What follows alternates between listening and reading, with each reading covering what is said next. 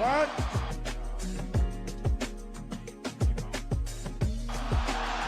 What? What?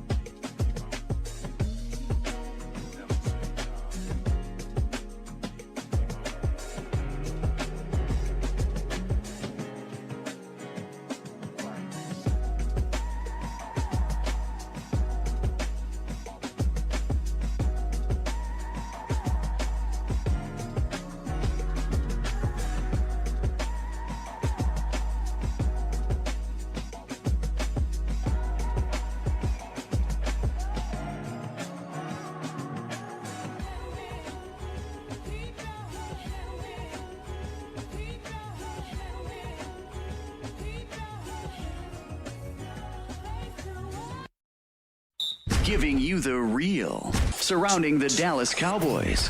News, updates, rumors, transactions, takes, and more. So strap up, Cowboys Nation, and start your day off with your host, Skywalker Steele. 3, 2, 1. Here we go.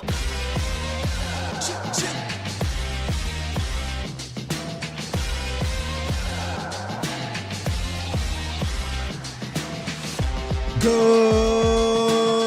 morning, good people. Welcome to the Skywalker Morning Show. We are streaming live on YouTube, and of course, I am your host, Will Skywalker Steele. Boom! Come on in, people. Anybody that has tried to fix something knows this. You may fix this part here, but then something else creeps up. Something else pops its head up. And like the job's not done. We still got more to do. And when I look at the Cowboys' first wave of free agency, I see a real attempt at addressing some issues. I see the activity. I applaud you for that. And we will talk about that. But I also see some things that feel very familiar. So in today's episode, we're going to talk about what is different. What's really not that much different here with the Cowboys. And I think it'll make, I should say, a really good conversation. Plus, it was something that I saw from a reporter that I want to tap into on Around the Nation that made me go, I don't know about that one there, miss. And we're going to talk about that. And then I got a question. We got a new segment we're going to start. Y'all know about the walk. Well, we got the morning walk, and there's a question that popped up in my head in that morning walk for me that I kind of want to get your opinion on, Cowboys Nation. But what's good with your Bomb Squad? Bomb Squad! We are going to talk about all of that today. Wow, what a very eventful week one in free agency across the league, right? And the Cowboys participated in it. But like I said, I saw something earlier last week that made me say, well, why'd you say that? Because that's just not true. So we'll get into all of that. But first, before we came on here, it really wasn't major news. And honestly, it kind of repeated themselves. But we got a little bit more information on the trade with Rashan Gary. Notice the last time I was here, we did the Rashan Gary breaking news stream. And then right after that, I want to say same day, a little bit later in the day, we got Jalen Thompson, safety. We'll talk about that as well. And then a lot of other things came over the next few days. And of course, the big trade, right, with Osa Digazoo. We're going to talk about all that. All right. And then we're going to possibly open up the phone lines to rap to you guys. So hope y'all are having a good morning. Hopefully I can make this morning a little better for y'all. Let's hit this roundup, man. It's time! It's time! It's time! It's time! Time. It's time! Time? It is time for... It's time for the morning roundup. Round 'em up, boys. Let me talk to you. WrestleMania. couple weeks. Let me talk to you, Cowboys Nation. So after the Rashan Gary trade, again, when we came on, we came on like 15 minutes after it happened. So we were kind of just talking through this whole thing. And one of the things I said was, I really don't see them extending Rashan Gary or restructuring his contract into a way where there's going to be major cap ramifications later down the line. I didn't really view him as that type of player to do that just yet, but they could do something to rework the contract to make it more cap friendly for them early. They did a lot more than that one there, I tell you. Tom Pelissero, and of course this came down the other day as well, but more details.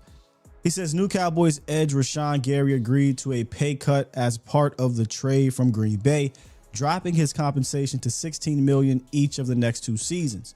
He says Dallas added an option and void years, lowering Gary's cap number to 5.4 this season and 8.24 in 2027. Now, that 8.24 has not been updated on the cap sites just quite yet, but round of applause, right? I mean, to be able, first of all, the people were complaining about the compensation. 2027 fourth round pick. I told you guys that didn't move me at all. Savvy teams can get that back, in my opinion. Savvy teams can do that. So I didn't think it was much. Where I thought it was like, oh, this is interesting, was the cap number, because I didn't want them to use that as an excuse not to remain aggressive in free agency or potentially another trade to absorb another big contract. That ain't happening now, right? By Gary agreeing to a pay cut, he only cost you $5.4 million on this cap. Now, again, I'm not quite sure what's accurate or not for 2027, because according to Spotrac right now, it's $18.6 million on the cap next year, but he has 8 here. What I'm getting at is, if it is a large cap hit or decent cap hit, you can designate him a June 1st cut and save money. So I actually look at this as a 1-year commitment. It feels like a 1-year commitment saying, okay, look, we're not extending you. We're not really investing in you for 3, 4, 5 years, but you're only 28. I think it is, right? Be 29 during the season. You come in here and you kill it. We can revisit this thing, right? Next year, maybe they just keep him on contract, or maybe they try to do a small extension, a la how they did with D-Law a few years ago, right? And I like that. Keep the pressure on the player, who is not a bad player, by the way, but keep the pressure on the player and see if he can respond in a way that will reward him, but also reward the team, the franchise. But he gets all of his guarantees this year. So once again, he'll go into next year, no guarantees, and that opens up things for the Cowboys. So I actually love this one. Shouts out to Adam Pacifica, finagling this deal right here. Got to make sure y'all up. Got to make sure y'all up. So that wasn't the only deal, obviously, the Cowboys did. Let's take a quick little recap of the Cowboys transactions over this last week. Let's just jump straight into this thing. We talked about the Rashan Gary deal, 4th round pick, right? And then Jalen Thompson. If you missed my, basically like a free agent primer in regards to guys that had connections to the Cowboys, Jalen Thompson was one of them. And for those who have been around know that, big fan of the player.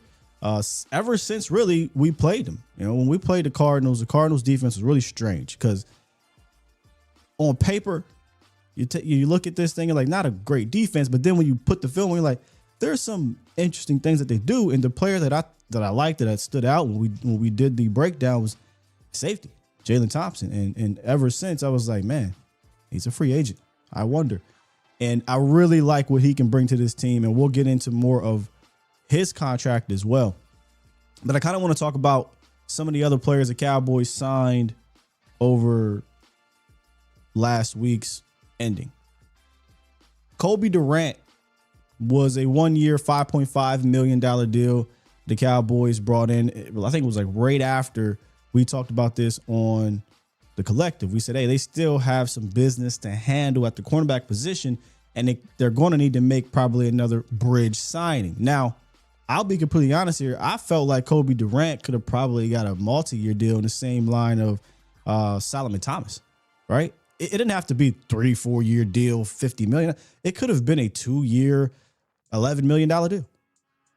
I was surprised at the 1 year because I think he's a pretty solid player. Experienced cornerback, 39 games started, coming off of a really good season, Cowboys Nation, right? He had 6 interceptions last year, 3 in the regular season, 3 in the postseason. You don't normally see a young veteran cornerback with 6 total interceptions go into free agency and only sign a $1.5 million, 1 year, $5.5 million deal. I think that is, I know y'all don't like this term, but that's an absolute bargain for Kobe Durant, man. Especially an experienced guy, 39 games started. He can play in the slot. He can play out wide on the boundary. I think, probably more boundary guy from what it seems like Parker wants from the nickel. It seems like they're going to want a little bit more size, and he doesn't present that size, but he can go in there and play the nickel. So, I think this is a really good scheme fit. He played in a vision-based defense his whole entire career in LA with multiple different coordinators, I believe, but they play that kind of vision-based zone defense, and he was really good. He was good in zone.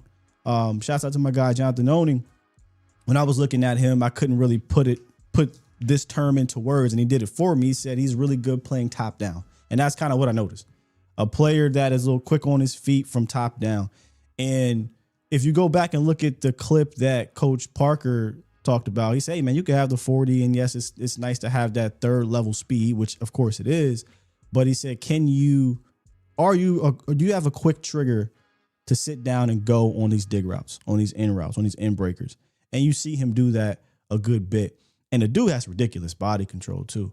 A couple interceptions and pass breakups that you say, oh, haven't seen that here in 2025. But I like this one, man. This might be from value outside of Jalen Thompson, because we're talking about the free agents. This might be your best value. All right. Now last time I thought there was a scheme fit free agent guy. And go to but I don't think this is going to be like some of the signings last year, right? Jack Sanborn, for instance. I don't think this is going to be Jack Sanborn. I don't think this is going to be Kyer Elam, because there's a lot of people that, hey, man, Kyer Elam. This guy's much better than Kyer Elam. Kyer Elam didn't have, not let alone a season, he didn't have a week, that showed he was better than Kobe Durant at any point in time, right? I think this is a better signing than the Kyer Elam trade. Otito Agbania. I've been practicing that one. I ain't going to butcher the name. 1 year, $3 million deal. 6'4", 320-pound big man. So when he initially got signed, I think in a group chat, or actually I was talking to Foots, and I was like, interesting, because the Cowboys seem very deep at the defensive tackle position, or at least at the top of the defensive tackle, and really behind. But then they made some moves that we'll get to. And he wasn't of the same ilk as the guys that they signed in previous years, right? Or had on a team in the previous years. This guy's more of a big versatile. And what I mean by big versatile, I'm not saying he can go out there and play defensive end, but he can go out there and do some of that 5-tech stuff that you want them to do. Take up the blockers and leave guys free. And it's not traditional 3-4 as much anymore, but there is some of those principles. Tito's strong, man. Tito's strong. I don't think this is a signing where you kind of, this isn't a Dominican Sue. This isn't those type of players, Dexter Lawrence. No, this is a trash can full of dirt, do the dirty business type of signing. Hence 1 year, $3 million deal. Has, again, starting experience, played in odd fronts under some good coaching. Maybe you wanted to play a little bit more. Only had one season where he played a whole lot, but this really doesn't move the needle in a negative way either. I actually think Otito raises the floor as a run defender. He's a stout guy right there, right? And he can, again, play across the line as a big man. What I mean by across the line, nose, 1, 3, move out a little bit more in heavy formations. That's what Otito can do. But don't ask him to get lateral a bunch. Don't ask him to get vertical in the sense of pass rush. That's not his game, right? So quit asking, if you will. But again, the 1-year deal, raise the floor. Kobe Durant's going to raise that as well. That is going to be something you hear a lot about, right? A lot. Raising the floor of a certain aspect of this defense. PJ Locke, 1-year deal, $4 million. Another veteran guy in the secondary who worked with Christian Parker over in Denver, I think for the first 3 seasons. If I remember that correctly. Came in, I want to say undrafted guy, HBCU. Isn't he from around here? Or was that Kobe Durant that was HBCU? I think Locke is from, when I say around here, I mean from the Dallas area. Played with, in fact, that was Kobe Durant HBCU, because I think Locke played with Demo. He played with DeMarvion Overshown, right? Played with him or something like that. No. I couldn't have played with Demo. I guess he could have played with Demo at the very end, because this is Demo's 4th season. People forget that part. But Locke had a really good run with Denver in the playoffs. And I think he was a solid guy for them from a depth standpoint. Not a whole lot of starting experience, but he has some starting experience when they needed him. I think the season before that, I think he started that whole year, and then like 8 games prior to that. So I guess you can say a pretty decent size amount. He's going to play on special teams. If need be, they can line up today and go 3 safeties, and Locke could be that guy. But this don't stop me from taking a safety early. If anything, this tells me that we might take a safety. Because, ladies and gentlemen, we're investing in safeties a la Jalen Thompson. They kept Hooker around. Also, think about it for a second. Jalen Thompson is going to be a guy that's here for multiple years. PJ Locke's a 1-year deal. Malik Hooker's on a 1-year deal. Wyatt Thompson's out the door. I don't really see Marquise Bell being kind of that vision-based guy, but he's going to be special teams guy and down roster guy. Wouldn't be shocked, though, if they draft or sign other guys and Marquise Bell's fighting for his roster spot. I say that to say, don't let a signing like PJ Locke think that the Cowboys are locked out of taking a safety early. Wouldn't be for me. You guys can let me know. Does this stop you from taking one? Okay, so he was a Longhorn with Demo. Okay. Wouldn't do it for me. We talked about Jalen Thompson. And then, these ones here aren't really needle movers. Tyrus Wheat, Sam Williams, Sam Howell. A little bit shocked they brought back Sam, but, this could be a situation where they feel like they're done. I don't want them to, but they're done going for big fish as, pass rushers, outside linebacker types. And they think Sam, who was or is athletic, the whole knee thing, he could stand up and rush. I don't know if you want him dropping back a whole lot. But I was a little bit surprised they brought back Sam. I would still continue to try to upgrade from that, but Sam probably going to play special teams and be a depth guy. Problem is, right now, as it stands, and the conversation on Twitter right now is heavy in regards to the pass rush. The problem is, as it stands right now, Sam Williams is your third guy, and in a scheme where there's a heavy rotation in that sense, because you don't have top end guys rushing the passer. I mean, Sam's as it currently stands, Sam is going to play a lot.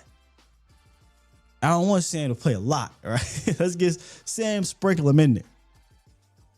Right? We talk about raising the floor. I don't think he does that.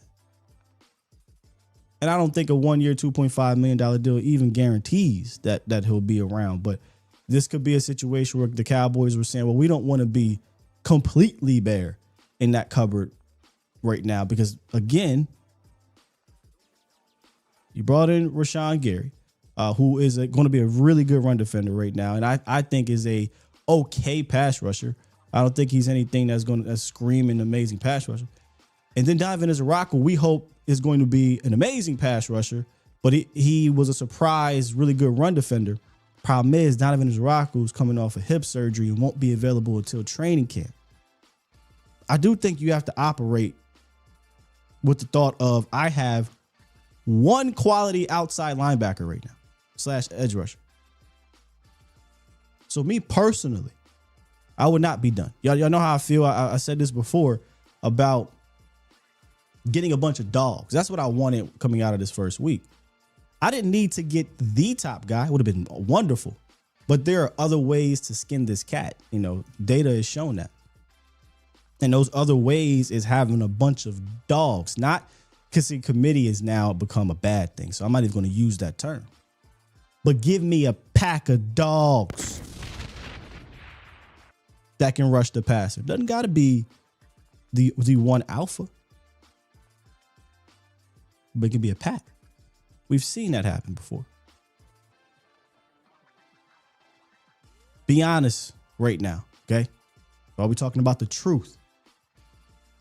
Do the Cowboys have a pack of dogs as pass rushers right now? Because see, I think what's happening, and let me bring it back here. There's a lot of extremism happening here, man. On both sides of the coin. You absolutely need that elite tier 1 guy. Then there's pass rush is overrated. Whoa. Let's bring this thing down a notch here. Be nice and wonderful. And that tier 1 guy absolutely matters. Pass rush matters too. Pass rush doesn't mean one guy, right? It can mean a multitude of dudes, but dogs. Not a bunch of Sams. You understand? So there is still a need, in my opinion. I don't think the Cowboys just line up and have this amazing pass rush. I don't. There's still a need to get some dog. I even said this, I don't think it publicly, probably, I can't remember. I said, even if they went and got Hendrickson, even if they went and got Crosby, it didn't matter. I think they needed to get another dude, not necessarily another $40 million dude, but they needed another one. Teams can win with multiple dudes. I don't think the Cowboys have that right now. So I asked the question, and this isn't my question for later in the show, but are the Cowboys equipped right now with a pack of dogs to rush the passer? Hell no, we got puppies. No, pack of puppies. Not yet. Pass rush is most important. Pack of poodles. Pack of poodles is crazy. Extreme need. Edge rushers are overrated.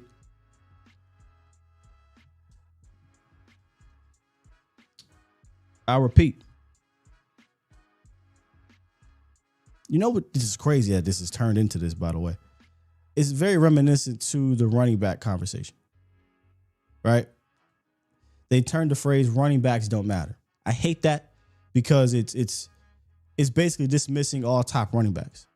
But if you want to use that phrase, whatever. Running games matter, though. If all of a sudden out of nowhere now Cowboy fans are edge rushers don't matter, like a top tier pass rusher doesn't matter, I don't agree with that. But if that's what you want to use, a top tier pass rush does. You don't have to have a top tier guy to have a top tier pass rusher. So there is a happy medium. And the Cowboys right now, coming out of the first week, I don't think that those pack of dogs are quite just there yet. There's still some work to do in that department. And Sam Howell, 1 year, $2.5 million deal. That could be a whole conversation of itself. That's competition for the backup position. But am I making sense to y'all? I hope I'm making sense to y'all. So as you guys can see, a lot of activity in that first week, which I think got a lot of people saying, oh man, this is just moving a little different right now, right? And I'm going to jump into Around the Nation because, you know, I like to kind of look around what's happening within the nation, whether it be the community, national media, beat reporters. We're going to kind of tap into that more often.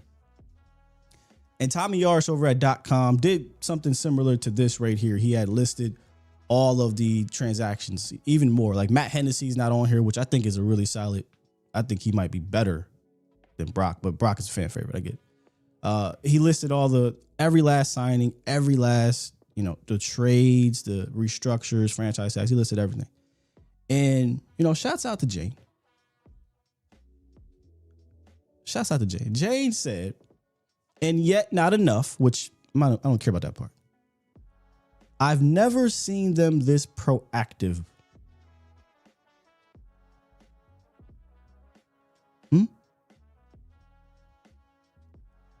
I've never seen them this proactive.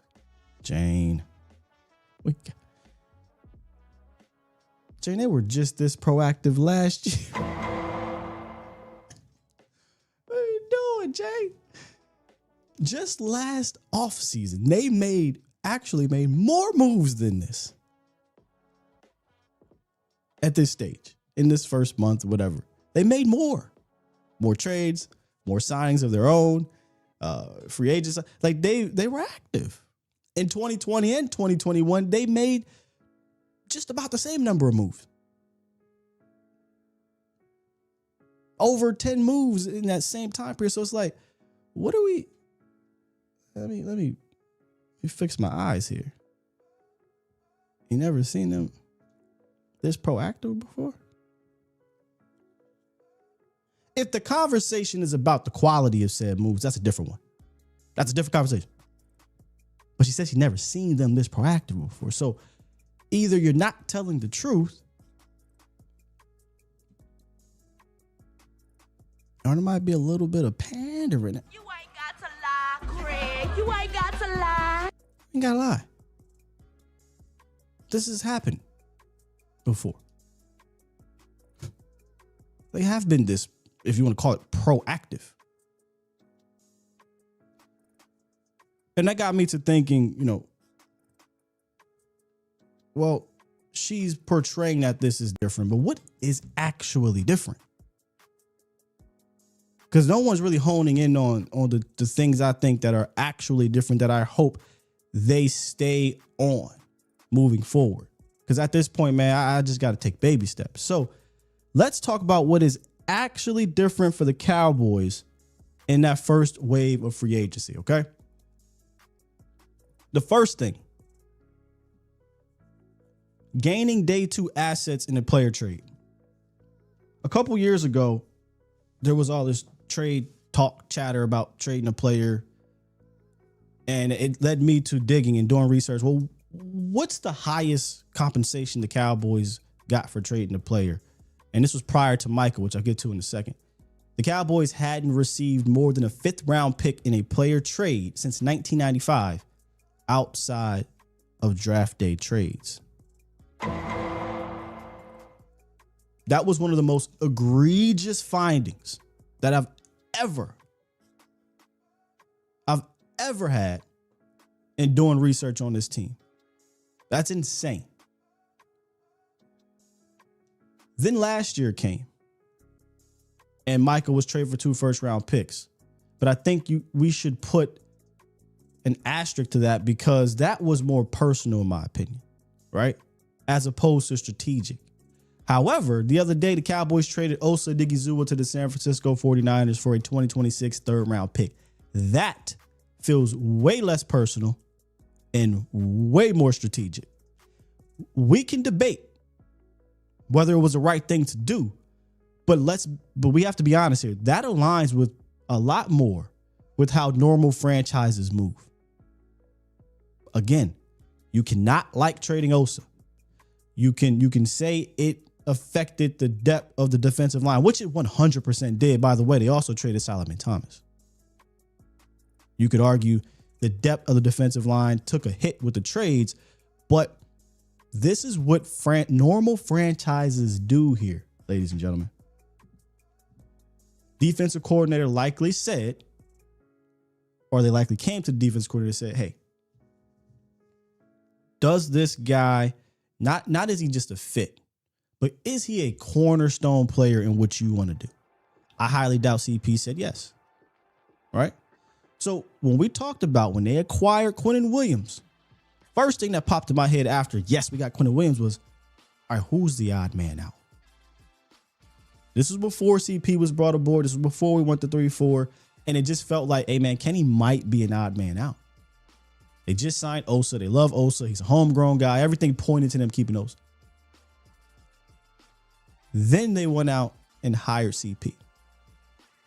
Okay, we're doing 3-4 stuff. This will be interesting, Osa. Then CP came out and said, hey, man, Kenny Clark's the best at doing this in this scheme. Okay, Osa, you in trouble now. You in trouble now. Because it just makes no sense to allocate that much money to that position when you can use said money or resources to get better at another position. Had they kept him, it'd have been fine. Whatever. Right? I think he would have been solid enough. But I am not actually upset at trading Osa Odighizuwa because it always felt like he was the odd man out. Here's where I give them credit. And you can argue again whether this was enough compensation.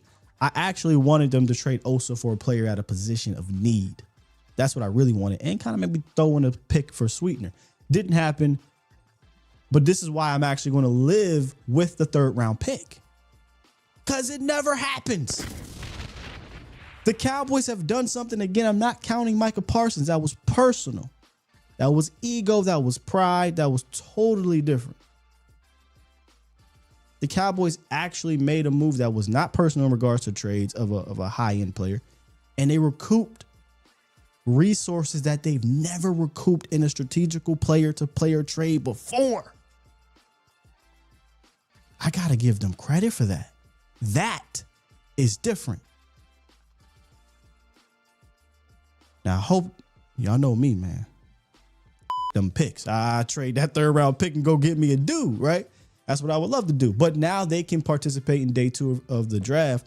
But I'm still holding out hope that they trade that 3rd round pick. Not gonna lie, for a player that'll be better than the 3rd round pick coming in.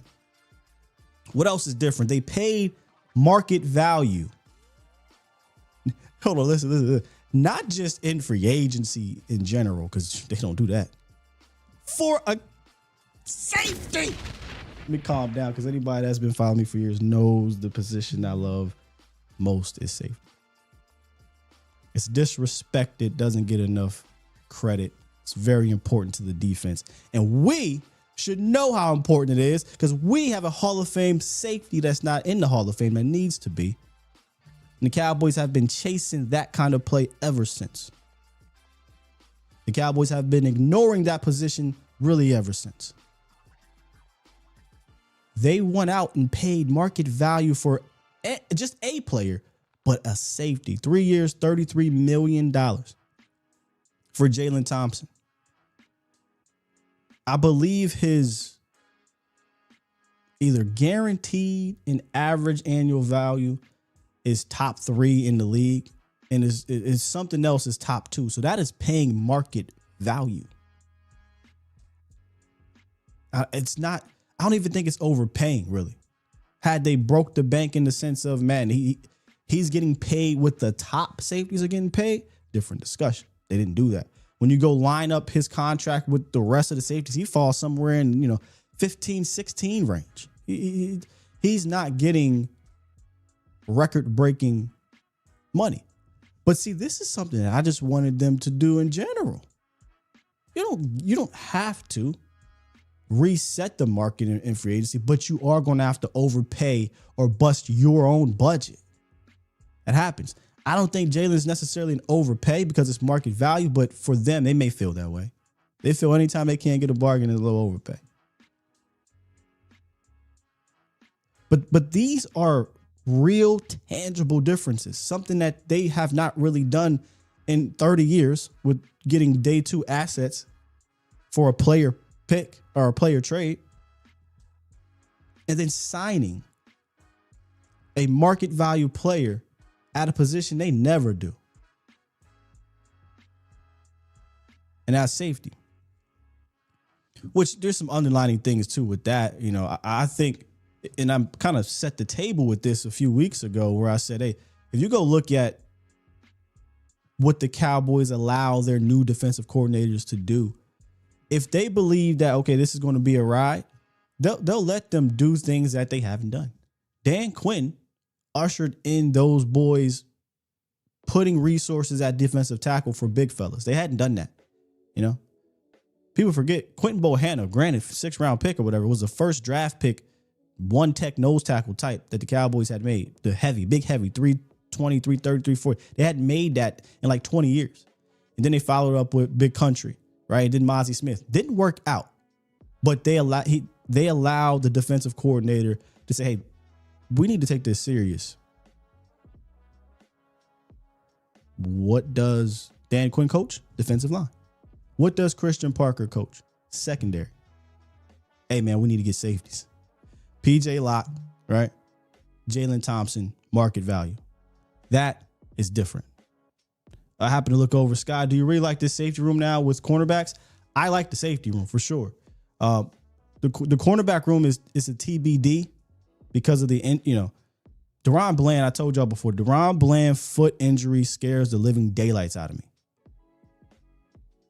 It scares me, man, because he's got surgery. He's recovering right now. I'm less scared about Revel right now. I think Revel will be fine.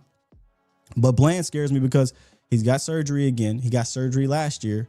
Started the season healthy. Everything seemed like, oh, well, he's healthy. He's fine. He's just not playing great because nobody's playing great. Then it comes out. Oh, yeah, man, that foot was bothering me all year. So what happens then? Like, now I can't trust you. Now we go into the season. Is the foot bothering you? Is it gonna pop up again? That foot scares me, and it's a foot for a corner. That makes me nervous. So that's why I think getting a guy like a Kobe Durant makes me feel a little better, but it's still a TBD. It's still a TBD. The room is a little, no. If you say the ceiling of the room, though, like remove the injuries, because we know what the ceiling of Deron Bland could be. We know what the ceiling, we shouldn't say we know, but the potential, right? What Revel brings. And then Durant's ceiling, we just seen it. Yeah, that sounds fun. But the reality is, hey, I don't know just quite yet in regards to that Deron Bland situation. You know what I mean? So then what is not different? Because again, there's the trade for Osa, getting a 3rd round pick. That's real. That's a real difference making situation for the Cowboys. They don't operate like that. Signing the safety, that's real. But then there's things that have been perceived to be different movement that to me is not. And once again, You ain't got to lie, Craig. You ain't got to lie. 1-year commitments. And the reason why I say 1-year commitments, the Cowboys, I mean, you can go back and look over the last, I don't know how many years, but they love to sign, again, it's right here. 1 year 5-5, 1 year 3, 1 year 4, 1 year 1, 1 year 2, 1 year 2. Like that, a lot of teams sign 1-year deals. I get it. The Cowboys often live off of them in free agency. And remember last week I said this. It is okay to have that be a part of your free agent playbook, but it can't be your best play. That's the Cowboys' best play. We are going to sign 1 year, lower level, hope like hell that we hit type of deals. And that goes right there with the lower tier emphasis. Again, lower tier doesn't mean a player is some terrible player. It just means you're hoping to hit a bargain here, right? And sometimes they do, right? Again, just because it's not different doesn't mean it's bad. And then the activity, right? This is what I said earlier about the Jane Slater thing. People assuming that the activity in week 1 is different. It's not. They've been active before. They've been active. So we don't got to lie for that. And then trading for a veteran starter. So this is where, when it happened with Rashan Gary, this is when the whole thing started happening. We're moving different. It was like, slow down. That part's not. And I said this to whoever the caller was. I said, it'll tell me how different we're moving in free agency, not this. The Cowboys have traded for veteran starters. In fact, 3 of the last 4 seasons during this time period, they've traded for veteran starters. We saw what happened last year. And I think they like this route because they don't have to outbid anybody in free agency. I think they like to have the cost control on the contract. It gives them a little bit more leverage. For instance, this Rashan Gary situation, right?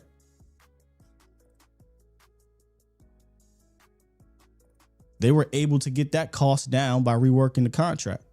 But we've seen them do this before. Kenneth Murray and Kyrie Elam last year in the first week of free agency.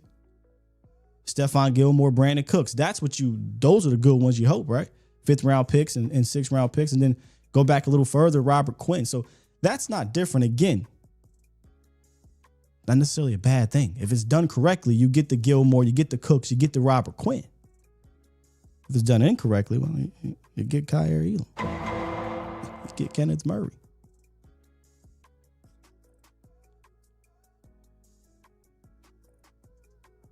So I only bring this to you guys' attention to say, hey, man, there's a truth about what is being said. We got things that have not or that feel very similar. And we got things that are completely different that I think our hope will help the Cowboys. I do know that the Jalen Thompson situation will help the Cowboys. The Osa situation is to be determined because what do we do with the 3rd round pick? Do we stick and pick or do we take that pick and flip it? The Cowboys have been very aggressive in the trade market the last year and some change. Don't stop now. Don't stop me.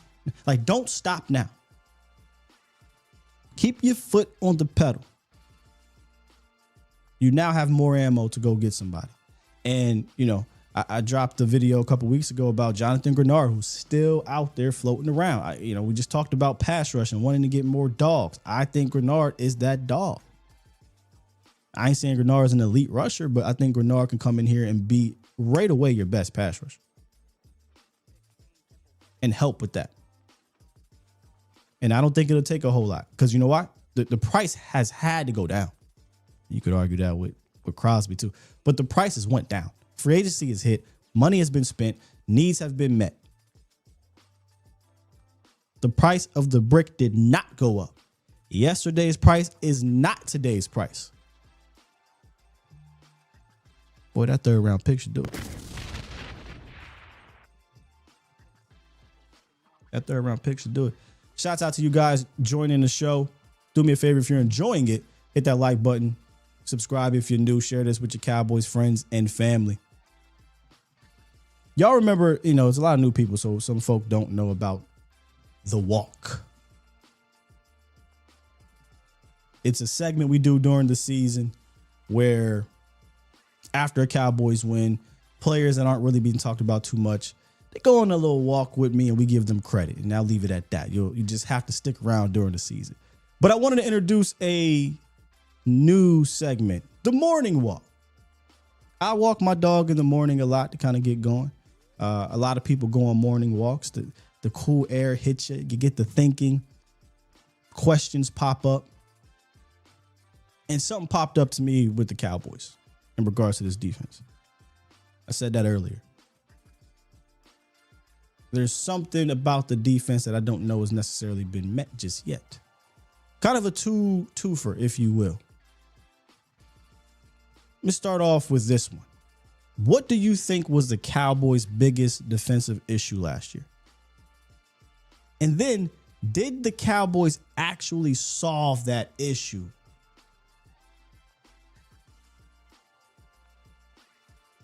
I really was thinking about this.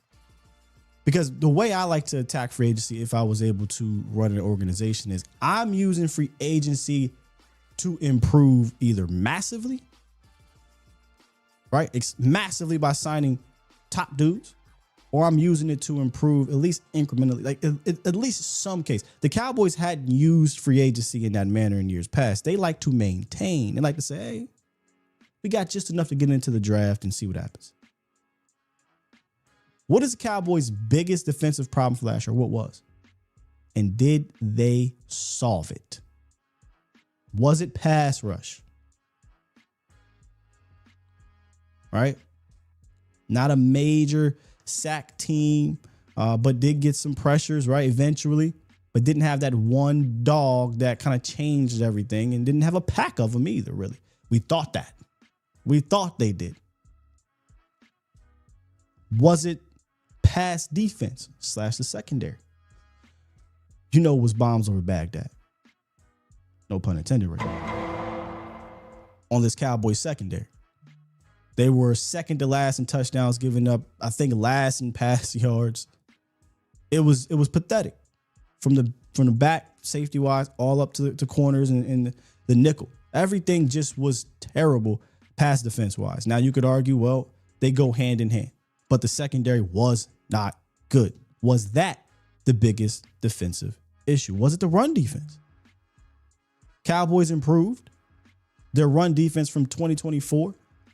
Instead of being last, they were like 23rd or something like that. Didn't do great in regards to giving up, touchdowns on the ground, but they improved in that manner, especially when Quentin Williams got here. Or was it this one, which might be my answer? And this might be cheating a little bit. Coaching. I'm going to go with coaching. It's a little bit of an out. We'll bring it back to the field in a second. Because there were so many things that Eberflus, even given the talent, it was just egregious that he ignored, he refused to adapt, whatever. And then beyond Eberflus, right? The assistant coaches, schematically, the relationships, all that stuff just felt like a big fat F in that part. And I think they 100% solved that issue. Call it blind optimism. I'm not going to fight you on that. I think it is blind optimism because we have not seen Christian Parker be a defensive coordinator. But the way he has put this staff together gives me major confidence that a lot of the areas that were a problem last year in the locker room, in the meeting room, schematically, will be or are fixed. So I think that was the biggest issue. But if you're talking about on the field, I think that becomes an interesting conversation. What was the biggest defensive problem to you, and did they solve it? If we're going to go on the field, I'll say secondary.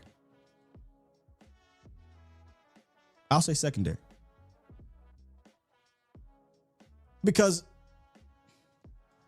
had you had a competent secondary or a competent scheme, your pass rush wouldn't have been as bad. There was times where it was nothing there, right? But then there was times where, hey, we're getting some pressure here. But you 13 yards off the ball.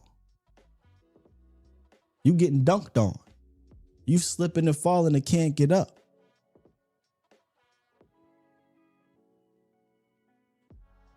You got a safety that don't know where he's going. Which way did he go? I thought everybody was eating chips.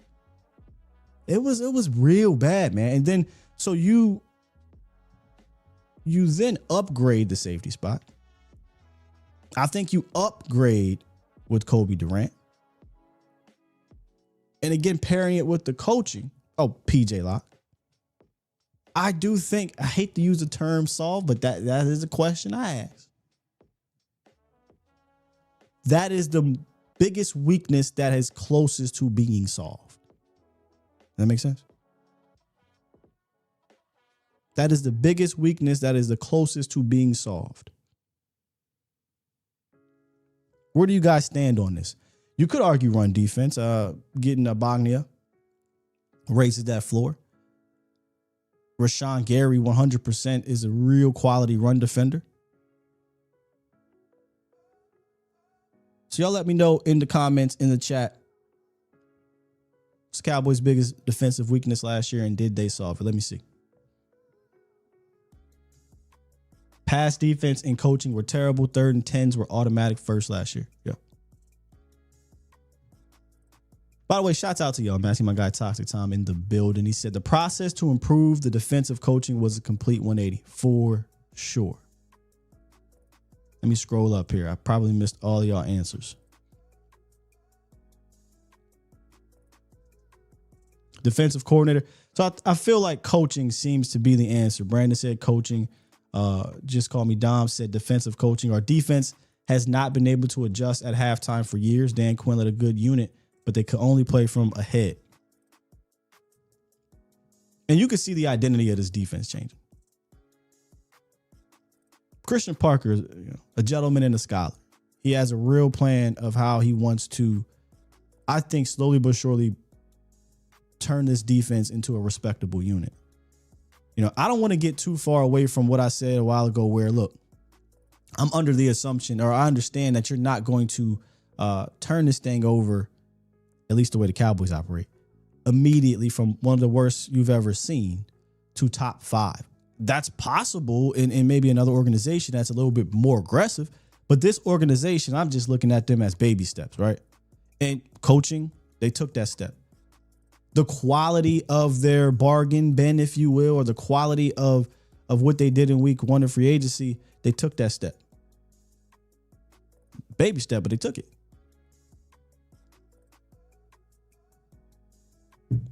Carl said the Cowboys have a top 10 defense. Let me tell you something. If they got a top 10 defense, it won't be a problem. I still think we have some much needed improvement at certain levels. So to kind of put a bow on the whole conversation, yeah, the Cowboys have changed their behavior just a little bit here.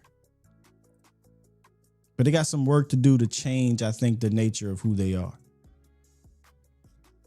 They can still do that because they got problems at linebacker right now. All right. There's still some question marks about the pass rush. There's still time to address it. There's some veteran guys. I said this last week on the collective. We were at that point in time, which is crazy because free agency is really only a couple days now in regards to the first wave. But we are now in that point in time in free agency where it's bridge signings. What do you mean by bridge signings, guy? You're likely signing guys to get you through 26, a la 1, 2, 3, 4, 5, 6 1-year deal, 7 if you count the offense line. You're signing guys to get you through 2026,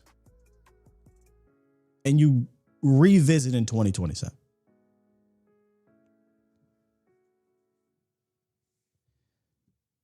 The days of the Cowboys signing multi-year guys in free agency to shift whatever side of the ball or just in general, that's probably done. I remember the days, I want to say this is under Parcells, or it was either under Parcells or right after Parcells with Wade. Maybe it overlapped. I remember when they went out and got like Marco Rivera, Ferguson, Anthony Henry, the fullback that used to play. And this was all because, hey, I'm here. I'm Parcells. This is what I like to do. This is how I run things. I want guys that I've worked with that are good or are going to help change this culture or this scheme or whatever. And Parcells, they were really active. And then it didn't stop. I think there was a year they went out and got Leonard Davis and there was a couple other guys. They were active. And I don't necessarily think those were bad deals. A lot of those guys, now Marco Rivera had an injury, were very good for you. I would like for them to find that balance again. Yeah, Richie Anderson. I think Ken Hamlin was 07 1-year deal, right? Then had a Pro Bowl year and got paid. But the Richie Anderson, Terry Glenn, yeah, you know what I'm saying? Like, find that healthy medium. It doesn't always have to be what it has been for a very long time, which is, we hope. You already know what I'm finna say. We hope these Sam Williams and Tyrus Wheats and Agbanyas and Locks and Durant, we hope they hit and become a Pro Bowler or a high-end player. I don't like to live by the hope creed. I like to live by the wish. We wish. Try to throw that rock to Jalen Thompson. We wish try to drop back on Max Crosby. Baby steps, though, man. Baby steps. Y'all name dropping in this one. Keyshawn, Eddie George, Al Singleton. Al Singleton's a good one. That's a good one. All right, y'all want to rap? I can open up the phone lines for y'all. Let's open them up. 351-999-3787 is the calling line if you guys want to talk about what has happened in this first week of free agency. How y'all feeling about this first week of free agency? Right now, as we come out of it, and maybe this is something we'll talk about either later this week, next week, or drop a video. Linebacker, man. They've got to do something at that position. And right now, to be honest with you, beggars can't be choosers. I don't even think that if they sign some old guy that may have lost, how can I even complain about it? You have nothing right now. DeMarvion Overshown is in his last year of his deal, injury-prone guy. Love him to death, but you cannot rely on that right now. Linebacker is a super blinking red light situation that I'm surprised they didn't at least do what they have done with the pass. I don't call it a pass rush because there ain't much there, but what they've done with the edge rushers. Right? Oh, we'll bring in a Tyrus. We'll bring back Sam Williams. Trade for Rashan Gary. Has your pass rush improved? I don't personally think so, but I don't know that it's gotten worse. Your linebacker unit's gotten. I guess maybe subtraction. What is it? Addition by subtraction, because Kenneth Murray was bad, bro. But you don't have any bodies even in there to even say if it's better or not. You don't. Barron, Shamar James, no, right? You got Demo. So you need to get something. You need to do something. You need to do something quick. All right, let's wrap to Twan from Connecticut. What's up, man? Hi, what's up, baby? How you doing? I'm good, brother. I want to give the grade to the Cowboys this year all season. I give it a C plus. Like, don't get me wrong. We've been moving and grooving, but the reason why the Cowboys fans are happy is because we've been moving and grooving early at free agency, and this isn't something that Dallas really does often. So the fans are kind of hype about that, but more has to be done. Just like you said, we have to go get a linebacker. I honestly think we have to go get an edge. Two, I'm not too big on the Crosby thing for the simple fact that I don't know if Gary was putting chum in the water as far as with our doctor looking over it, and you feel me? Him saying it's real bad. So I'm not too sure about Crosby. I'm thinking we should go trade for Sweat. So now the cat's out the bag with Sweat, man.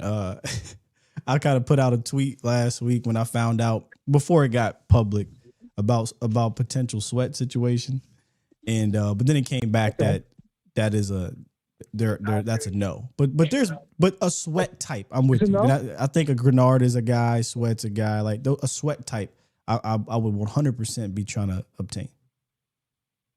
Yeah, I personally think we're gonna go after linebacker in the draft. Yeah, that is my opinion. I don't think you're wrong at all. I mean, they haven't signed a single one, so they definitely have to take one in the draft or two. Yeah, so I feel like we're looking at a C.J. Allen or a Sonny Styles if he falls to us, and I would definitely hope that. But as of right now, I give Dallas a C. Do we look better on paper? Yes, this is a fact. But I'm not about to be one of them fans where they're changing, they're doing big stuff. No, I'm not saying that yet. I feel like with the secondary and us signing Gary, I feel like our defense could be anywhere between 24 and 16 as of right now with that. And that's really all I got for you, Sky. Man, right. That's really all I got. Appreciate you, man. Peace. Twan from Connecticut. I would say it's an incomplete for me. Because somebody asked this question on Twitter. They said, "Hey, who was the starting linebackers for you if you started today?" And I was like, I don't think they would go into the game with this group of linebackers. I think they would make moves. I don't think they would go into the game with this group of pass rushers. I think there's still more things that need to be done, which is terrible content, right? Because what's great content for like the networks and for the clicks and all that stuff is grade the XYZ, right? Like grade this move, grade this free agency. Is this defense better? There is way too much time and too much that can still happen and too much out there. And I just have a hard time believing that this is just it. Have a hard time believing it. So it's incomplete to me because the defense is still very much incomplete. That's why I asked the question, do you think they solved their biggest weakness? Not necessarily entire defense, because you can get out of the first week and solve your biggest weakness. Sure. But can you solve the entire thing? I don't think so. Not the way this team operates. So what happens is you get the second and third waves of free agency. Obviously the draft. Post-draft cuts. Like all of that adds up. I just don't want them to sit on their hands until August 25th, waiting for cuts. Right? Remain as active as you've been in getting Jalen Thompson and trading for Osa. Be that active in addressing the rest of what is a problem with this team.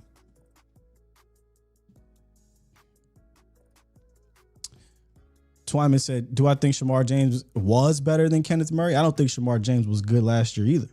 I think he had a couple moments. I don't think the linebacker room in general was good, but Kenneth Murray was just bad. But that doesn't mean I think Shamar James is the answer. I think the unit is a bad unit right now. You barely have bodies in there, man. It's hard to call it a unit, right? Let's get to 240. Oh, let me open you up. How you feeling, man? There you go. Say that again now. Hey, it's just call me Dom. How you feeling, bro? Oh, what's up, man? I saw you in the chat. What's going on, Don? Yes. So definitely, I do think I agree with you 100% on a lot of people that the defensive coaching, that overhaul was needed. And the way they've approached it, they've just been so much more proactive.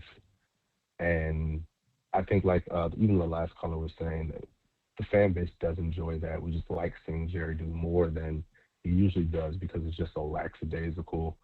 We sign people but 2 weeks after, no name signing. So we're just happy that's done. But the approach to the, I would say the defense in general has been an improvement. So I'd give him maybe a BB minus as far as like so far. But I really just think that we may not be as bad in the secondary as we think, just because of how our defense has been. Like I said earlier, we have not been able to adjust in the second half. Are you saying that prior to adding PJ Locke and adding Durant and adding Thompson, no, we were bad in the secondary as you think? Like prior to that, would you disagree with that? I'm saying I wouldn't say we were bad necessarily with our players and their abilities. We didn't have the greatest guys in the secondary. But I think a scheme change can do a lot for that. And like I said, I don't think a scheme change is going to affect Donovan Wilson being terrible in coverage. I don't think a scheme change is going to affect Malik Hooker losing his athletic ability to be rangy. I don't think a scheme change is going to affect Deron Bland's foot bothering him. I think a scheme change in general can help everybody, but those things were tangible things that were on display over multiple coordinators, in my opinion. But, you know, I think it's not as bad now because you went out and got Thompson, Locke, and Kobe Durant, in my opinion. Oh, no, definitely. They've definitely improved the quality of the players we have.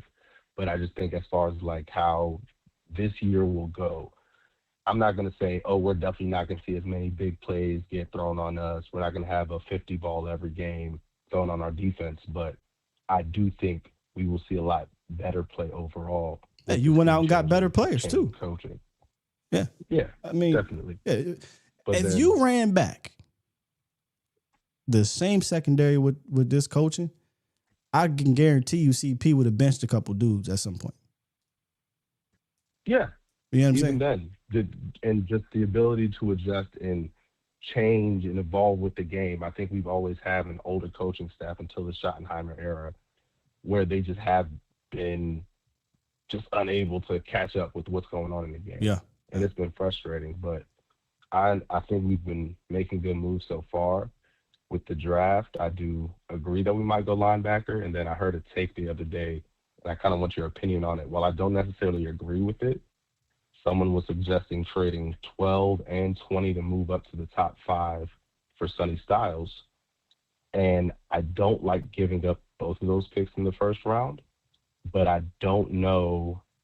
I don't see when the next time we would have another chance at a top 5 pick without having to give up future assets. To be able to give up assets for just this year's draft to move up to the top 5, I think that is a very enticing thing, but I don't necessarily agree with the move. I just want your opinion on it. Trading 12 and 20 to go take Sonny Styles. Somebody said that? In the top 5. Somebody said that. I don't agree with it. Okay, here's what I say to that. Or here's another idea that's going to be very controversial. You could shut the fuck up. No. I feel you. No. Is Sonny Styles Micah? Very You're going to rush the passer? You're going to be an elite pass rusher? You're going to turn him into that? Fine. Absolutely not trading 12 and 20 to go get Sonny Styles. There's probably not anybody I'm trading 12 and 20 to go get, period. Unless the only one I thought was interesting was the Downs one. Because they said to Cleveland, right? You go up to 6, and then Cleveland gives you 39. I can listen to that, right? But you just said 12 and 20 for anybody, really. So I don't got no more picks? Like, I'm good. I think they said they got back a third or early third, but even then I was like, I still don't like both of those. But I don't see us getting into the top 5 without having to give up future assets anytime in the near future. So, but it was just a scenario. Yeah. I'm just having fun. I got you. Appreciate the time. Love the show. Thank you, Keep brother. doing what you're doing, boss. Appreciate you. Look, I'm not going to pretend that I'm a draft guy. Foots and Vach hate this when I say it, but I'm just keeping it a buck. Let me ask y'all. I mean, hell, y'all more tapped into it than me. 12 and 20 for Sonny. Bars. So 12 and 20 for Sonny, I feel like that is a resounding no. But is there a guy for 12 and 20? Is it the Downs? Is it Reese? Is it Bailey? I don't know that man, that's a hefty price, bro. Let me say this. If I'm going to trade both my first round picks, let's go get me the guy in Vegas, bro. Or somebody like that. Toxic said he'd do it. You trade 12 and 20 for Sonny. That's, man. Look, I'm all about risking too, bro, but man, if I'm going to trade 2 of my first round picks, go get me a motherfucking dude that already proved that he can be that in this league. How often, and this could be another question not question, but research project, do teams, I guess nowadays, because I think it happened with, didn't Atlanta trade like 2 firsts to go get Julio or something like that? Like, I know back in the day they used to swindle them Jones all the time and move up. But if it's not a quarterback, are teams trading that type of capital nowadays? I don't know if that's even a thing anymore. Well, yeah. David said none of them are locks. That's fair. Angel said Sonny would solidify your linebacker position for 5 years. Well, I hate to break it to you, Angel. he gonna need to solidify for the next 15. I'm trading 12 and 20. I'm trading that third and Osa. Osa gone. Oh, farm Osa, 2 spots and getting downs. Oh yeah, I use that third to move up a little, but okay. So Paul said the dude in Cleveland's a difference. Yeah, Miles, y'all can have these 2 first for Miles. Interesting trade idea. All right, let me boom do that. We got 1, 2, 3. We're gonna end with Magic City. Let's get to 3-1-0. Good morning. You're on the show. Hey, good morning, Sky. Hey, this is my first time calling you. This is Mr. Dunn, so I've been following you for a few years now. And I just wanted to call in and get my 2 cents on this draft here. Real quick. I know that, pretty. Yeah, go ahead. No, Mr. Dunn, are you on Twitter? Do you follow me on Twitter? Yes, I do. I think I know. I'm not online a lot, but yeah, I do. I think I know you are. All right, I saw you. I met you in person. You and Vach a few years back during the volume days training camp. I think that was 2022. I walked up to you guys and met you guys. We took a nice little pic. So all right. Yeah, I've been following you guys a minute. But anyway, let's get to the business. So anyway, I'm pretty sure the Cowboy Nation agrees with me that we need to improve this defense. That's not a debate, a secret. But what I do think is we definitely need to come out of this draft with at least about 4 starters on defense. And I truly think that we need to devote this entire draft to defense, honestly. And really, I've done a few simulations online, and really the only offensive player, honestly, that I can think of really taking in the first round is maybe that tackle from Miami. That OT from Miami. I can't think of his name right now, but Maguire. My bad, I'm butchering it, but yeah, something like that. That's why I didn't even want to try. But to me, he's one of those 10-year bookend type tackles. If he falls to us in that first round, whether it's 12, I could probably see him falling to 12 maybe. Sonny Styles, obviously. As long as we get 2 starters out of that first pick, whether maybe that corner from LSU, Mansour or something like that. But if we come out with 2 starting defensive players in that first round and still devote some draft capital to defense in those other rounds, because we got to come out of this draft with at least 4 starters on defense. That's just in my mind. So that's really all I got for you, Scott. All right. Appreciate you, man, for calling in. And again, call back. All right, for sure. Thank you. 4 going to be tough. I tell you that much. 4 is going to be tough to get. I thought he'd say at least 2, right? Those first 2 picks have to be starters, but I think even the way this is going right now, that 3rd round pick, maybe not a starter, but a heavy contributor because you still need some help on that side of the ball. I thought he was going to say Jeremiah Love offensively, but honestly, the responsible pick, he's right. It's Francis. And I ain't going to try to pronounce his name again. But I am surprised. I'm surprised he didn't say Jeremiah, because I know a lot of people, and like I said this before, am I going into the draft targeting Jeremiah Love? No. But boy, if they took him, you ain't going to see me come on here crying about it. But it would be a hit that they didn't take a defender. But man, that ooh-wee. 214, what's up?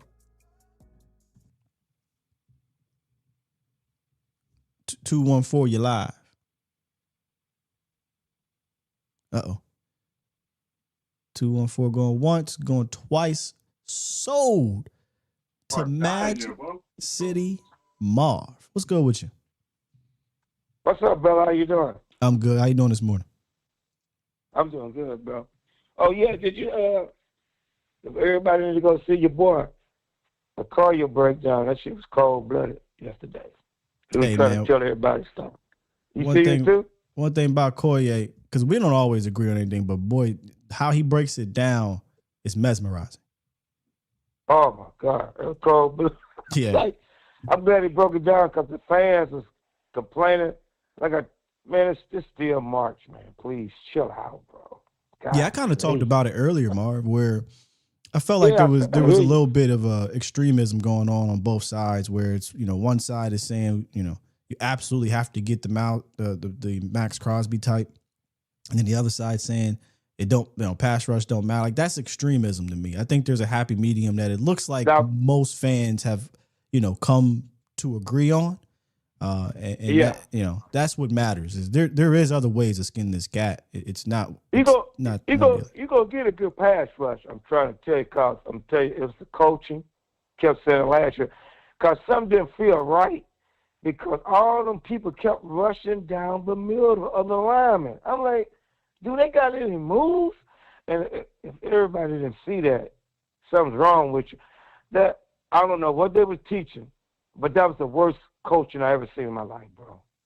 Yeah. I'm gonna tell you, the safety was getting torched. Everything was just out of whack. The coaching stuff they got this year, them boys ain't playing. And my fraternity brother, he ain't playing. He probably telling you, nah, I want him. Marv, I want him. You Kappa, right, Marv? We talk about that? Yeah. Both of them can't y'all just hear and see Marv just shimmying down the line? Oh man, Marv. The shimmy, baby. Hey, when I go to the camp, you got the little cane. You do a little twirl. Yeah, all the new. Yeah. I ain't gonna lie. Be beautiful. The Kappas and the Alphas were fun on our campus. The Qs was wild. Yeah. But yeah. What school did you go to? Edinburgh. It's up near Pittsburgh area. In the Pittsburgh area. I wish I went to an HBCU though, man. I should have listened to my aunt, man. I should have listened to her. But that's a whole nother conversation. You probably would have played Kappa. Pretty boy. That's what everybody assumed. I ain't gonna lie, but I had the Qs recruit me, but I was like, I'm good. The Qs kind of recruit me too. They did. They trying to be sneaky with it too. I was like, oh, this was a man. Hey, let me tell, a man best friend, a dog. Shouts out to all the fraternities and sororities, though, man. But anyway, go ahead. But anyway, so I'm gonna give them a B+ because of the coaching. What does it get? They got the D tackle coach that's gonna have Toya, and the UCLA guy. That was a steal. Thank you, San Diego, because I'm here in California. Some of the players come to the club. You talk about Otito? There's some of the players like, man, y'all defense looking nice. Even they even said it. They said that safety, the defense. They said y'all get like 1 or 2 more players, but y'all gonna be ready. So they already see what's happening. The Cowboys about to be good, y'all. I already said we're gonna be on top 10 defense. I'm telling you right now. I'm saying it right now. If the Cowboys are a top 10 defense, the Cowboys will be a NFC contender in regards to getting to the Super Bowl. I can tell you that. They about to, and all the fans seen it. Because everybody's panicking. I'm like, oh, shit, damn. Jeremy did this. And I'll tell you something. If you go watch the tape, because I've seen the Cowboy fans do it again. Oh, man, we trained Osa. No disrespect to Osa, y'all. Let me tell you what happened. When Osa and my boy, because I traded to Tennessee, and when it was in the game, it was getting killed. They was getting killed. Don't do Osa like that, man. No, man. No, I ain't not saying like that. But I'm just saying he's an up the field guy. But boy, when they Detroit game, and I was like, man, get some big dudes in the game. He kept having Grant and Williams on the sideline. I said, what is this defensive coordinator doing? Oh my God. I think Osa will be fine in San Francisco. He's gonna be good in San Francisco. Yeah, I think he'll be fine. I think again, everybody's a fit. Right. I think there was, and I know there's a debate on whether he was a fit. Some people believe he is. I just believe when you bring in a guy and guys that do hold some traditional 3-4 foundational, philosophies, that Osa's not that to me. Right now, can he be okay in it? Can he survive in it? I think he could, because I think Osa is a good player, and I'm gonna be honest with you, it is a hit to the depth. Like, there's no doubt about it. It's a hit, but I don't think you can allocate that $320 million defensive tackles in that room unless all 3 are like Quentin or a little bit below Quentin or Kenny. You know what I'm saying? I can take it back. If it was a Tennessee D tackle that we wanted, Simmons for They would have never did that. They would I never know did that. But I'm going to tell you what's out there, and y'all going to crack up. If I'm Jerry, because I was telling my friend, they said, damn, that's smart. I know y'all going to think it's goofy, but you got to give everybody get a chance back. You get the all-pro D tackle. Who? That Oakland took his contract. Was it Wilkinson? I don't need to put that in that locker. But he's a beast, though. Somebody just got released. Javon Hargrave, I think, just got released. I don't know what his tape looked like. That'd be interesting. Oh, he got released too? Yeah, he did. Let me say this too, Mark, before it escape my mind. You know, I talked about what's different in gaining the day two assets in a player trade. Has not happened. I don't count Micah because even though it was 2 firsts, but Micah was a personal trade. That was an ego trade. That was not a strategical trade in my opinion. But this was less personal. This is more strategic. What is also different that I did not put here is that not only did they pay their guy, you know how much they love their guys, right? Our draft babies, but they moved off of them 1 year into it. Like that's kind of a monumental shift for this organization. This organization will hold on to dudes so damn long. They said, nope, 1 year into the deal, gone. Look what you say. Look. Oh, Hargrave signed by the Bengals or Green Bay? Which one? Okay, so Hargrave's is not available. Yeah, but check this out. Yeah, it's like you just said. The Cowboys. I think he got out his feelings. Y'all might not believe it, but he did. He let Shoddy came and picked his own offensive people. Look what happened. Now he let them dudes pick their own defensive people and watch what's going to happen. You're going to see that back end is going to be so tight. It's going to be a rhythm. It's going to be I can't wait. It's going to be beauty to the eye. I already see it. Now, dudes ain't running wide open like the Giants quarterback throwing for almost 500 yards. Sorry quarterback throwing for 4. No, that's over with, bro. And that big, like I said, a big D tackle, put him in the middle with our other T tackles and Gary.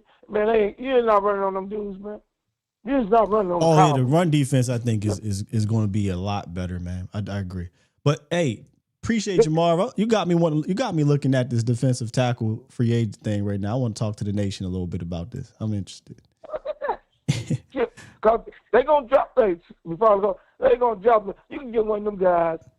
It might be in the second, third round, or it might be in the fourth, or it might be in the first. No. I ain't even talking about the draft. I'm talking about a couple veterans. I want to talk to y'all about a couple of these veterans real quick, bro.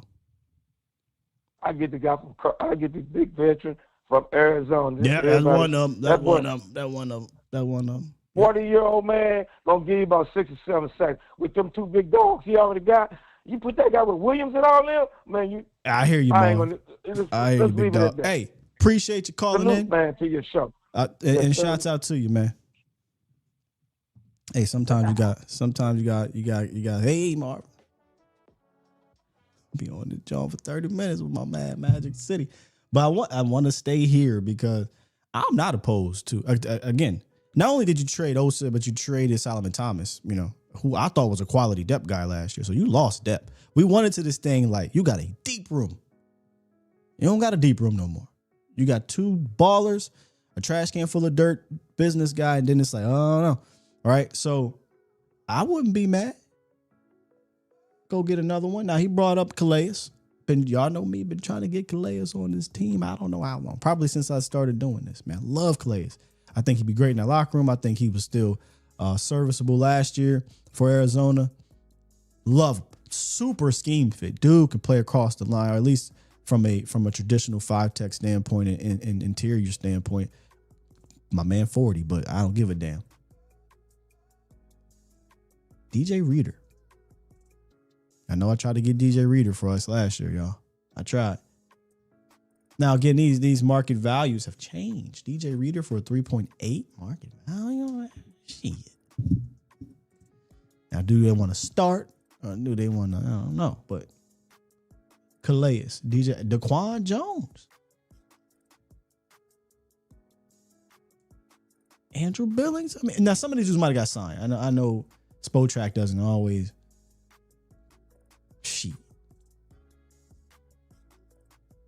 I'm getting me another one.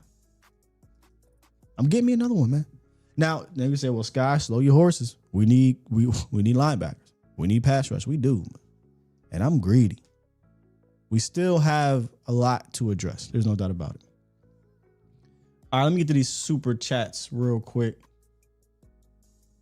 Boom. Uh-oh, who's calling? Here we go. Shouts out to, where we at? Bow. Oh, okay. Couple of the fraternity brothers up in here. Where my button at? There we go. Super chat. We're talking about some of the fraternities. Rob CT dropped 2 and said, Alphas in the house. 06. What school? What school, Rob CT? Suave AD dropped 5. Super chat. And said, yo to the good noobs. Man, I can't tell all the stories on here, but man, lots of stories. I think I said this to y'all before, at least people from day one. I used to live next door to Alphas and Kappas. They lived together in the house, and boy, the house parties were insane. The regular nights were insane. And then this is kind of where I started to do like parties and stuff, which turned into me creating my own promotion company. We were throwing parties right next door too. It was a crazy time. But shouts out to y'all, man. Shouts out to the Alphas, the Noobs, and all the fraternity and sorority, because I'm pretty sure there's some women in here. All right. Let's get back to the chat. Ishan said, I'm greedy too. I'm greedy. I want all of it. Yeoman said Bobby Wagner need to be a coach. Boy, he can't turn and run, but he can fire downhill. That's for sure. You know, Bobby Okereke wasn't at the top of my list, but I'm not going to go back on what I said earlier. At this point, beggars cannot be choosers. They can't be. There's no doubt about it. You're going to go into the draft and get you your linebacker of the future. But in the meantime, in between time, you still need guys in that room. But Okereke was not like the top guy for me. Shaq Thompson, man, I remember, and I can't believe it's been 11 years for Shaq Thompson. That's insane.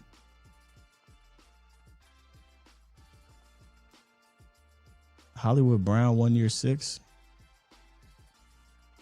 Y'all don't like Flournoy? I'm good with that. Wait.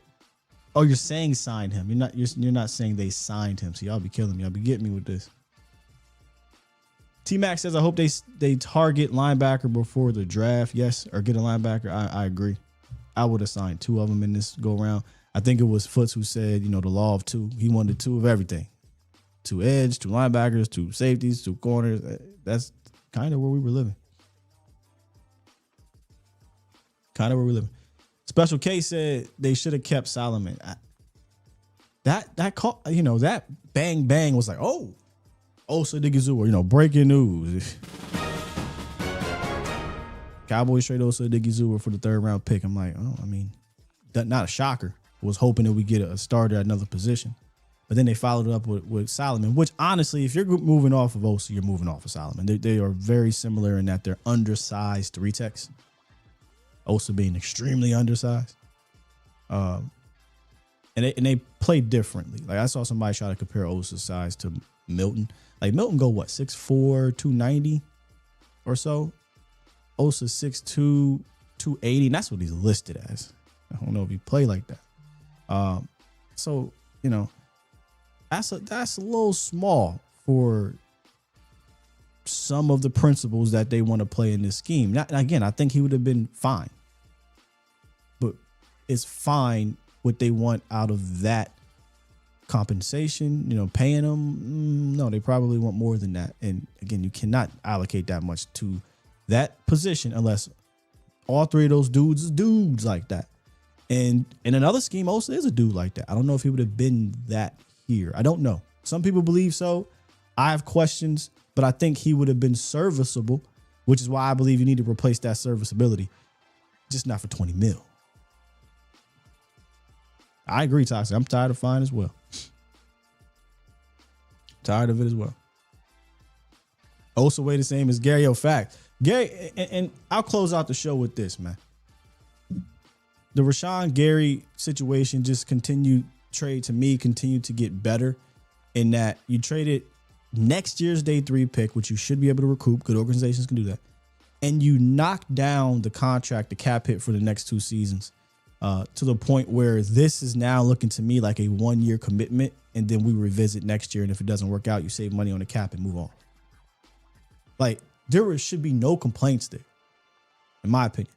The only complaint is if, and there was some reports that they kind of said this, where they said, hey, are y'all going to address the pass rush more?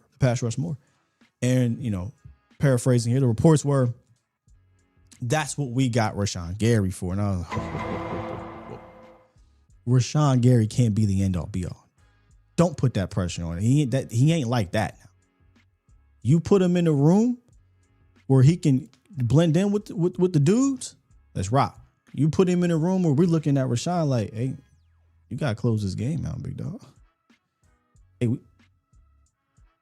we need like 13, 14 from you, man. Hey, we need the defense to slide to you so we can get. That's not what he gonna be. He gonna be a hell of a run defender, edge setter. I mean, high IQ. I got the whole breakdown on Rashan. I love him in the run game. I like him as a part of a rotation. I don't like him being your 1A rusher that you depended on or depending on. I think all that's fair.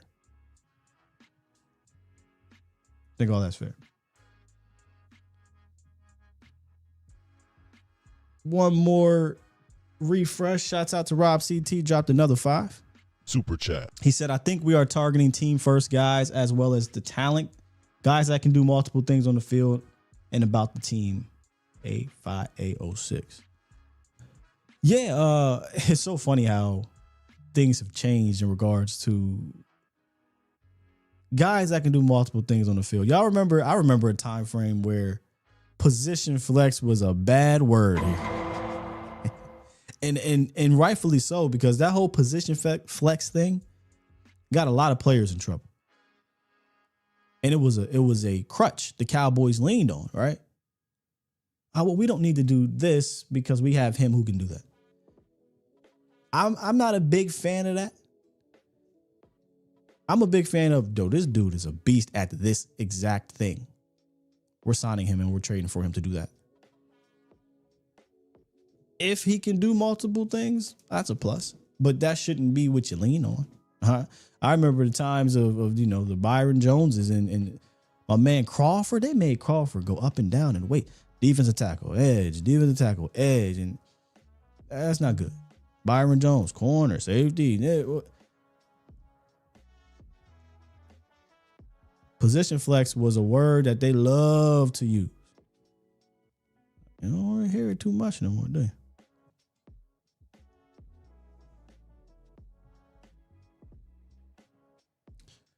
All right. And that's that on the super chats. Good stuff today. I appreciate y'all for coming through. A lot of structural changes with the show and the channel as we move forward. I always, try to give you all a little bit of an update on that. Don't worry, the Sky 2I show is still intact. We're just giving it a little break here. We'll come right back firing from all cylinders. Don't you worry about that. But in the meantime, go support the twin over on the Stack, Crown Global Media. Go support all of my brothers and sisters in this thing. Vosh Lombardi, of course, killing it with Crown as well. Of course, killing it on .com. And if you guys can do this, because he did make it public in regards to Brian Broaddus. Also, and the reason why I brought this up, Vosh, because I was about to bring this up with Broaddus. Go give him some love on Twitter. If you have his number, give him some love. His mother passed away the other day, and he let the world know yesterday. So my condolences and heart goes out to Brian, his son, the Broaddus family, his dad.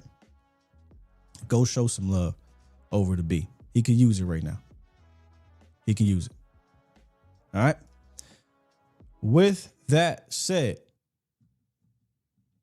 Push the goddamn button. Push the goddamn button.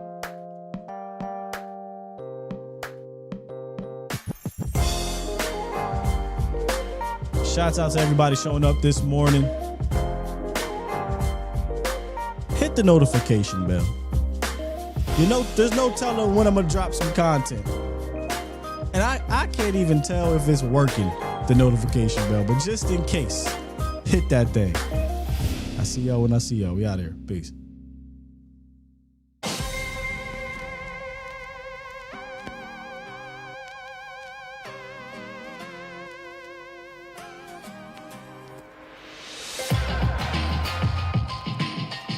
Y'all